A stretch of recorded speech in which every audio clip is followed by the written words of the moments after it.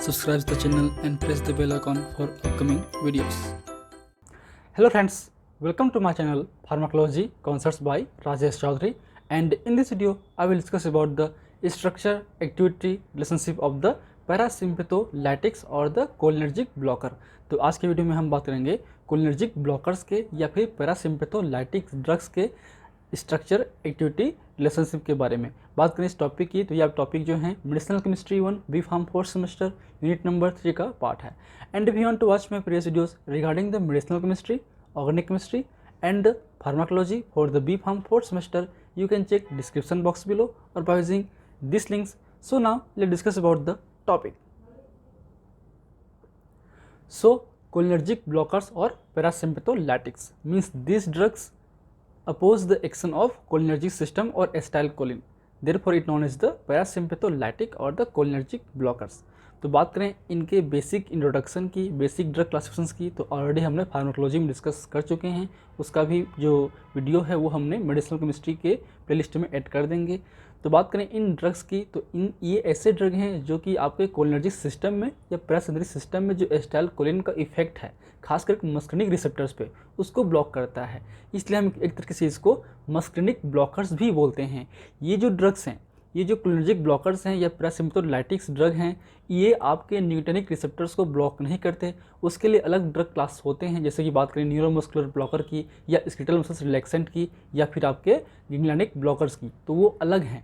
लेकिन ये जितने भी ड्रग हैं वो आपके केवल मस्करिनिक रिसेप्टर्स को ही ब्लॉक करते हैं, इसलिए इसको हम एंटी मस्करिनिक ड्रग भी बोल सकते हैं। तो बात करते हैं हम सिलेबस वाइज में क्या पढ़ना है आपको। तो आपको जो पढ़ना है वो है आपका सार ऑफ द कोलिनर्जिक ब्लॉकर्स, जो आज हम डिस्कस करेंगे। उसके अलावा बात करेंगे हम लोग कुछ बेसिक ड्रग्स के बारे में। तो इसमें से दो टाइप के हम क्लासीफाई कर सकते हैं एक सिंपल वे पे। एक है आपका सोलनेसी एल्कलॉइड्स और नेचुरल और सेमी सिंथेटिक ड्रग्स, जिसमें आते हैं आपके atropine, hyoscyamine, scopolamine, homatropine and ipratropium. तो इनमें से जो इम्पॉर्टेंट ड्रग है वो आपके एट्रोपिन, स्कोपोलामिन और इप्राट्रोपिन और होमोट्रोपिन, ये सारे जो ड्रग हैं ये इंपॉर्टेंट हैं। इनसे बेसिकली क्वेश्चंस आते हैं आपके लॉन्ग टाइम पे। सिंथेटिक डेरिवेटिव में जो हैं आपके शॉर्ट क्वेश्चन से आ सकते हैं। इनमें से सारे ड्रग इंपॉर्टेंट नहीं हैं, हम कुछ इंपॉर्टेंट ड्रग के बारे में ही डिस्कस करेंगे। बाकी जो नोट्स हैं वो पूरे बन जाएंगे। अभी तो फिलहाल पूरे नोट्स नहीं बने हैं, इसलिए जो नेक्स्ट वीडियो आएगा इसका उसमें हम नोट्स को ऐड कर देंगे। तो सिंथेटिक ड्रग की बात करें, उनमें आते हैं मतलब ऐसा ड्रग जो कि लेबोरेटरी में सिंथेसाइज किया गया है। लेकिन ये जो ड्रग हैं वो कहीं ना कहीं सोलनेसी एल्कलॉइड हैं, मतलब प्लांट डेराइव्ड आपके ड्रग हैं, या कुछ उसमें सिंथेटिक डेरिवेटिव्स होते हैं, मतलब कुछ हम लोग लेबोरेटरी में उसको ऐड कर देते हैं कोई ग्रुप। ठीक है, तो इनमें से आपका ट्रोपिकामाइड, साइक्लोपेंटोलेट, क्लिडिनियम, डाइसाइक्लोमिन, ग्लाइकोपाइरोलेट, मेथेनथेलिन, प्रोपेंथेलिन, बेंजट्रोपिन, ऑर्फेनाड्रिन, बिप्रीडीन, प्रोसाइक्लिडिन, ट्राईहेक्सिथाइल, आइसोप्रोपामाइड और इथोप्रोपाजिन, ये आपके ड्रग हैं जिनको पढ़ना है आपको सिलेबस में। क्या इंपॉर्टेंट है इसमें हम बात करेंगे इसकी इस वाले क्लास पे। तो आज हम बात करेंगे बेसिकली स्ट्रक्चर एक्टिविटी रिलेशनशिप और सार ऑफ द कोलिनर्जिक ब्लॉकर्स। ठीक है, तो एट्रोपिन एक तरीके से इसका प्रोटाइप ड्रग है। तो एट्रोपिन के स्ट्रक्चर के बेस पे ही हम इसके जो सार को हम डिस्कस करेंगे। तो atropine is the prototype drug of this category. So this is the basic structure of atropine and it is the ester of bicyclic amino alcohols और ester of the tropic acid and tropine. तो एक तरीके से ये tropine है या फिर हम इसको 3 हाइड्रोक्सी ट्रोपेन भी बोल सकते हैं। ये जो आपका रिंग है वो एक तरीके से ट्रोपेन रिंग है। यहाँ पे 3 पोजीशन पे हाइड्रोक्सी ग्रुप है, इसलिए 3 हाइड्रोक्सी ट्रोपेन या ट्रोपेन 3 ऑल भी हम बोल सकते हैं। ठीक है, जिसको जो अब कम्प्लीटली बात करें, यहाँ तक की बात करें पूरा, तो वो हो गया आपका ट्रोपिन रिंग।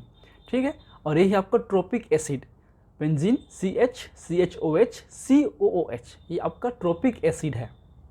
ठीक है, तो ये बेसिक स्ट्रक्चर है आपके एट्रोपिन का। तो इसमें हम क्या चेंजेस करेंगे, क्या इसकी बेसिक चीज़ें होंगी, हम देखते हैं आपके सार में।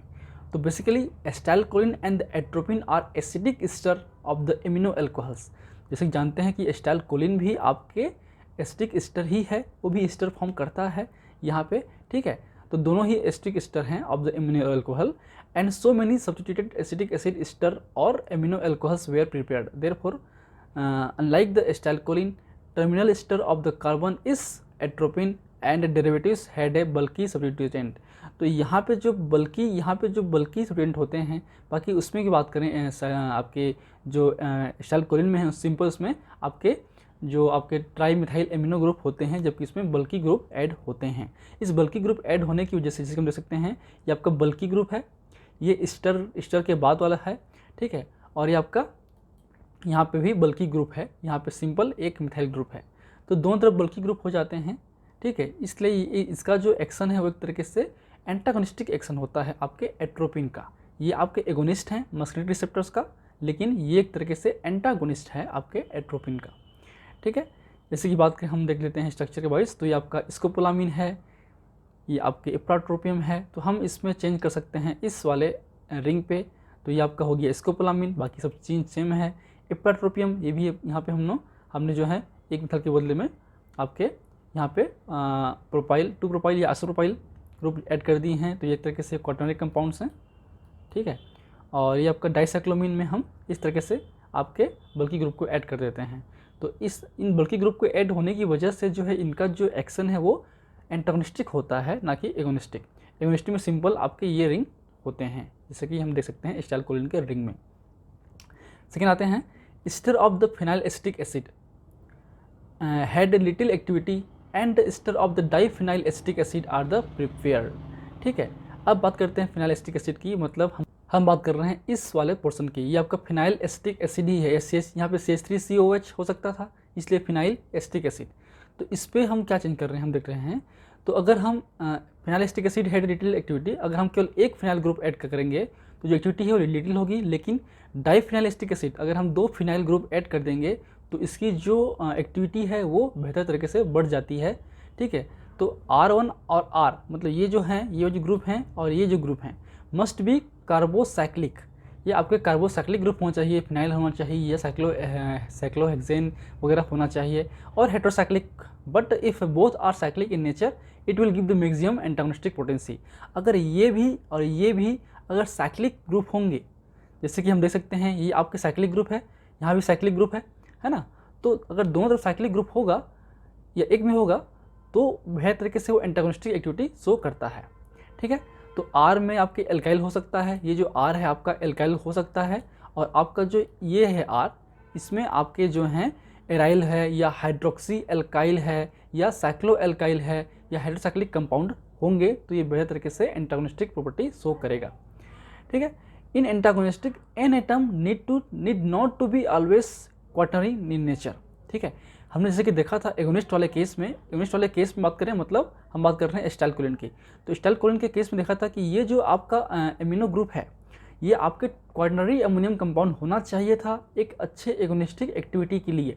चाहे बात करें हम लोग बेंज एसिटाइलकोलिन की हो, बेथनाकोलिन की हो, बेथाकोल की हो, या मेथनाकोलिन की हो, या कार्बाकोल की हो, तो उनमें सारे में आपके क्वाटर्नरी अमोनियम कंपाउंड्स थे। लेकिन आपके एंटागोनिस्टिक एक्टिविटी के लिए ज़रूरी नहीं है कि ये जो एन है वो क्वाटर्नरी कंपाउंड ही हो, जैसे कि इसमें टर्सरी है, इसमें क्वाटर्नरी है, ठीक है, इसमें आपके टर्सरी है, तो इस तरीके से भी हो सकते हैं। तो एंटागोनिस्टिक एक्टिविटी के लिए जो है क्वाटर्नरी कंपाउंड की जरूरत नहीं पड़ती है। एंड NCH3 और N methyl group on atropine and scopolamine change the activity of ligand by preventing the close interaction between the ligands and lipophilic site of the receptors, and this methyl group also prevent the penetration into the brain, ठीक है।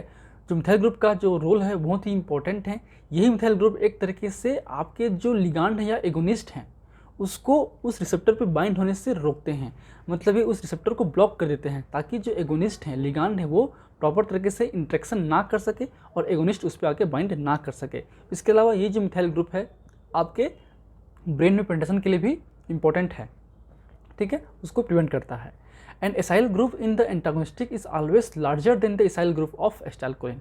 जो acyl group है, ठीक है, आपके हमेशा बड़ा होता है, बड़ा ग्रुप होता है आपके एसिटाइलकोलिन के कंपेरिजन पे। मतलब हम बात कर रहे हैं इस वाले पोर्शन की। इस वाले पोर्शन में देखिए ये आपका स्मॉल ग्रुप है, जबकि यहाँ पे आपके लार्ज ग्रुप आपको दिखाई दे रहे हैं। तो ये जो एसाइल ग्रुप है वो हमेशा बिग होगा आपके एंटागोनिस्टिक में या कोलिनर्जिक ब्लॉकर्स में आपके एसिटाइल कोलिन के कंपेयर पे, ठीक है। And in substitution should be 2 or 3 ethyl group for optimal potency like dicyclomine hydrochloride. तो यहाँ पे जो है कम से कम 2 तो होना ही चाहिए, डाइमिथाइल या डाई इथाइल ग्रुप होना ही चाहिए, ताकि जो है ऑप्टिमल एक्टिविटी मिल सके। या टर्सरी भी चलेगा, क्वार्टरी भी चलेगा, कम से कम मिनिमम डाई तो होना ही चाहिए, केवल एन मिथाइल ग्रुप नहीं होना चाहिए, ठीक है। एक ऑप्टिमल एक्टिविटी के लिए कम से कम डाइमिथाइल होना चाहिए। तो ये आपके बेसिक स्ट्रक्चर एक्टिविटी रिलेशनशिप थे आपके कोलिनर्जिक ब्लॉकर्स के। So I hope you like my videos. If you like my videos, please press the like button, share with your friend, and any feedback, please comment in the comment section. That motivates me for the upcoming videos. In last, thank you. Keep watching.